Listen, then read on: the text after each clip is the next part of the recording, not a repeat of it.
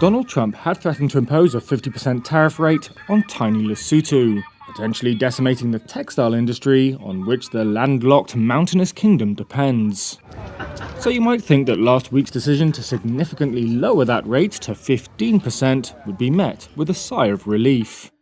Instead, Lesotho's trade minister warns it might still not be enough to avoid a disaster. For me, it's still like 50%, because our people in the garment industry will not compete. Moketi Shalile pointed to competition from Eswatini and Kenya, both of whom have lower US tariff rates at 10%. And they are both in the same market as us. And it will be quite easy for the buyers to switch their allegiance to these two countries and place orders in these two countries.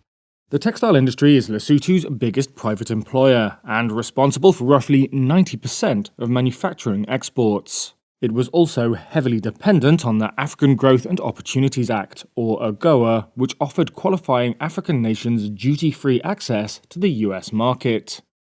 However, under the tariff threats, many US importers have cancelled orders of Lesotho-produced textiles.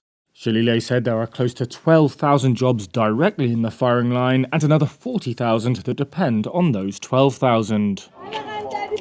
At a market in Lesotho's capital Maseru, clothing vendor Hopalang Lebamang fears for his future. The knock-on effects of the tariffs will mean he has to inflate his prices, he says, and that will make them unaffordable for his clients. Lesotho's textile factories have in recent months indicated that they were searching for new markets. Shalile also said his government would continue to engage with the White House in the hope of having the tariff lowered.